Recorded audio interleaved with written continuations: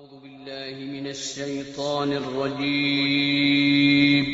پناہ مانگتا ہوں میں اللہ کی شیطان مردود سے۔ بسم الله الرحمن الرحيم شروع اللہ کا نام لے کر جو بڑا مہربان نہایت رحم والا ہے۔ أعوذ بالله من الشيطان الرجيم بسم الله الرحمن الرحيم إنما المؤمنون الذين إذا ذكر الله وجلت قلوبهم وإذا تليت عليهم آياته زادتهم إيمانا وعلى ربهم يتوكلون الذين يقيمون الصلاة ومما رزقناهم ينفقون أولئك هم المؤمنون حقا لهم درجات عند ربهم ومغفرة ورزق كريم انما المؤمنون بے شک ایمان والے الذین وہ ہیں اذا ذکر اللہ جب اللہ کا ذکر کیا جائے وجلت قلوبہم تو کانپ جاتے ہیں ان کے دل وَإِذَا تُلِيَتْ عَلَيْهِمْ اور جب پڑھی جائیں ان پر آیات اس کی آیتیں زادتہم ایمانا تو وہ بڑھا دیتی ہیں انہیں ایمان میں وعلی ربہم یتوکلون اور اپنے رب پر وہ بھروسہ کرتے ہیں الذین یقیمون الصلاۃ وہ جو قائم رکھتے ہیں نماز ومما رزقناہم ینفقون اور اس میں سے جو کچھ ہم نے ان کو دیا ہے خرچ کرتے ہیں اولئک هم المؤمنون حقا تو وہی ہیں ایمان والے سچے لہم درجات عند ربہم ان کے درجات مرتبے ہیں ان کے رب کے پاس ومغفرت ان کے لیے بخشش ہے ورزق کریم اور ان کے لیے رزق ہے عزت کا۔ گزشتہ آیت کے آخر پہ فرمایا وَأَطِیعُوا اللَّهَ وَرَسُولَهُ إِن كُنتُم مُؤْمِنِينَ اللہ اور اس کے رسول کا کہنا مانو اگر تم ایمان والے ہو۔ اب ایمان والوں کی صفات اللہ تعالیٰ نے بیان فرمائی ہیں کہ انما المؤمنون بے شک ایمان والے الذین اذا ذکر اللہ وجلت قلوبہم پہلی ان کی نشانی یہ ہے کہ جب بھی ان کے سامنے اللہ کا ذکر کیا جائے جب وہ اللہ کا ذکر کرتے ہیں تو وجلت قلوبہم ان کے دل کانپ جاتے ہیں ڈر جاتے ہیں یاد الہی میں وہ رہتے ہیں ان کے دلوں میں اللہ کی ذات بستے ہیں ان کا دھیان اللہ کی طرف رہتا ہے اور اللہ کی حضوری کا استحضار رہتا ہے اور اللہ کے خوف سے اس کی نافرمانی سے ان کے دل ڈرتے ہیں اور اللہ کا ہر حکم پورا کرنے کی کوشش کرتے ہیں۔ تو جب اللہ کا ذکر کیا جائے تو وجلت قلوبہم تو ڈر جاتے ہیں دہل جاتے ہیں لرز جاتے ہیں کانپ جاتے ہیں ان کے دل یہ ایمان والوں کی نشانی ہے۔ اور حضرت ابن عباس رضی اللہ عنہم فرماتے ہیں کہ منافق کی علامت یہ ہے کہ اس کے دل میں اللہ کی ذات کا ڈر نہیں آتا اور وہ اللہ سے غافل رہتا ہے اللہ سے بے پرواہ رہتا ہے اللہ کے حکم کا لحاظ اس کو نہیں ہوتا اور احکام الہیہ کی عظمت اور قدر اس کے دل میں نہیں ہوتی اور بھی باتیں آپ نے ارشاد فرمائیں جیسے آج کل ہم مسلمانوں کا حال ہے۔ تو یہ حال حضرت ابن عباس رضی اللہ عنہ نے منافق کا بتلایا، اور ایمان والے کا حال، اس کی نشانی اللہ یہاں بتلا رہے ہیں کہ اذا ذکر اللہ وجلت قلوبہم، جب اللہ کا ذکر ان کے سامنے ہو اور وہ اللہ کی یاد میں ہوں تو وجلت قلوبہم، ان کے دل ڈر جاتے ہیں۔ اور دوسری آیت مبارکہ میں فرمایا وَأَمَّا مَنْ خَافَ مَقَامَ رَبِّهِ وَنَهَى النَّفْسَ عَنِ الْهَوَىٰ، جو اللہ کے حضور کھڑا ہونے سے ڈرا اور وَنَهَى النَّفْسَ عَنِ الْهَوَىٰ، اور اس نے اپنے آپ کو خواہشات کے پورا کرنے سے روکا، تو فَإِنَّ الْجَنَّةَ هِيَ الْمَأْوَىٰ، تو اس کا ٹھکانہ اللہ نے جنت بنایا ہے۔ یہ جنتی ہے شخص کہ جو اللہ سے ڈرے، جس کے دل میں اللہ کا خوف و ڈر اتر جائے، اور وہ اپنی خواہشات کا بندہ اور غلام نہ بنے، ہاں اللہ کے حکم کا تابع ہو۔ وَإِذَا تُلِيَتْ عَلَيْهِمْ آيَاتُهُ زَادَتْهُمْ ایمانا، دوسری نشانی ایمان والوں کی کہ جب پڑھی جاتی ہیں ان پر اللہ کی آیتیں، یعنی یہ قرآن جب ان کو پڑھ کے سنایا جاتا ہے یا وہ خود پڑھتے ہیں تو زادتہم ایمانا، یہ قرآن بڑھا دیتا ہے ان کا ایمان، ان کے ایمان میں اس سے اور اضافہ ہوتا ہے۔ اسی سے یہ بات معلوم ہوتی ہے کہ ایمان گھٹتا اور بڑھتا رہتا ہے۔ جب ایمان کا ماحول نہ ہو، انسان گناہوں کے ماحول میں ہو، اللہ کے غیر کے تذکرے کے ماحول میں ہو، تو پھر اس کا ایمان گھٹتا ہے،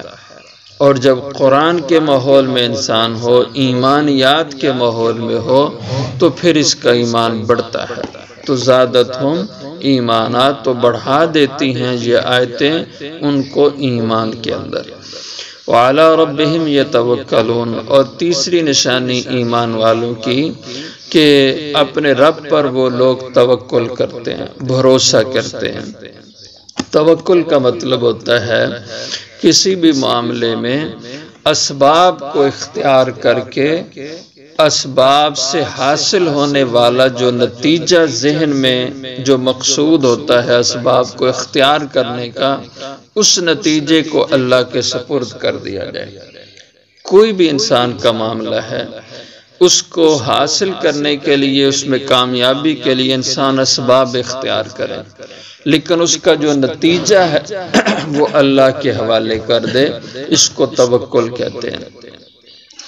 اور اگر انسان اسباب کے بغیر کسی مسئلے کے حل کو چاہتا ہے اور اسباب نہیں اختیار کرتا، تو یہ توکل کے خلاف ہے۔ اس کو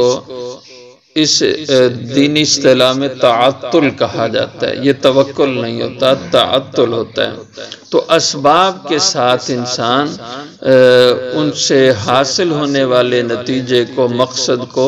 اللہ کے سپرد کر دے کہ میرے بس میں تو یہ ہے کہ میں کوئی سبب بنا لوں، آگے نتیجہ اللہ کی ذات کے پاس ہے،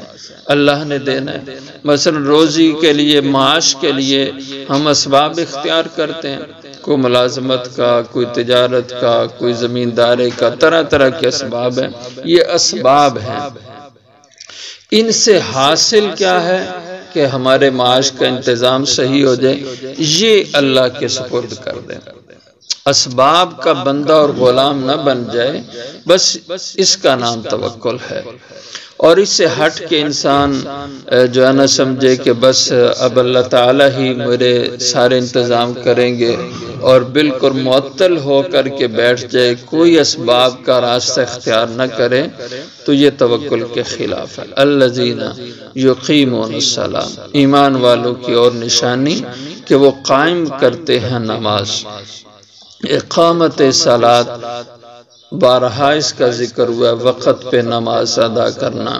فرائض واجبات مستحبات کی رعایت کر کے نماز ادا کرنا، خشوع خضوع سے، یہ اقامت صلاۃ ہوتی ہے۔ وَمِمَّا رَزَقْنَاهُمْ يُنْفِقُونَ، اور اس میں سے جو کچھ ہم نے ان کو دیا خرچ کرتے ہیں۔ یہ ماں اس سے مراد ہر چیز، جو کچھ بھی ہم نے ان کو دیا ہے۔ مال دیا ہے اس مال میں سے خرچ کرتے ہیں۔ ایک خرچ واجب ہے، ایک خرچ مستحب ہے۔ واجب خرچ کرنا وہ زکوٰۃ کی شکل میں ہے، اور مستحب نفل خرچ کرنا، عام صدقہ خیرات، اللہ کی راہ میں مال کو، اللہ کی رضا کے جگہوں میں مال کو خرچ کرنا ہے۔ اور اسی طرح بدن کا خرچ کرنا، یہ بدن بھی اللہ کا دیا ہوا، بدنی طاقت قوت یہ بھی اللہ کی دی ہوئی ہے، بدنی صلاحیتیں یہ بھی اللہ کی دی ہوئی چیزیں ہیں۔ تو اس بدن کی طاقت کو خرچ کرنا، یعنی آپ کی کسی کمزور کو مدد کی ضرورت ہے تو اپنی جسمانی طاقت آپ اس کے فائدے کے لیے خرچ کرتے ہیں، تو یہ بھی وَمِمَّا رَزَقْنَاهُمْ يُنْفِقُونَ میں ہے۔ اسی طرح آپ کو اللہ نے علم دیا ہے، اور یہ علم آپ اللہ کی مخلوق پر خرچ کرتے ہیں، اس علم کو پھیلاتے ہیں، یہ بھی اللہ کی دی ہوئی چیز کا خرچ کرنا ہے۔ وَمِمَّا رَزَقْنَاهُمْ يُنْفِقُونَ، اور جو کچھ بھی ہم نے ان کو دیا وہ اس میں سے خرچ کرتے رہتے ہیں۔ اولئک هم المؤمنون حقا، یہ صفات، یہ نشانیاں جن میں ہیں تو یہ پکے سچے مومن ہیں۔ تو یہ نشانیاں ایمان کی ہم سب ایمان والوں میں ہونی چاہیے، اور تب ایمان اللہ کے ہاں ان کا مقبول ہے اور اس کے ذریعے سے نجات ہے۔ لہم درجات عند ربہم، یہ ایمان والے جن کے اندر یہ نشانیاں ہوں، ان کے لیے درجے مرتبے اللہ نے رکھے ہیں عند ربہم، اپنے رب کے ہاں۔ اللہ کے ہاں اعمال کے فرق کے لحاظ سے جو دنیا میں دینداری میں انسان میں فرق ہوتا ہے، کوئی مناسب درجے کی دینداری میں ہوتا ہے، کوئی اس سے بہتر دینداری کے درجے پہ، کوئی اعلیٰ درجے کی دینداری کے درجے پہ فائز ہوتا ہے، اسی کے لحاظ سے آخرت میں جنت میں بھی اللہ نے مرتبے اور درجات رکھے ہیں۔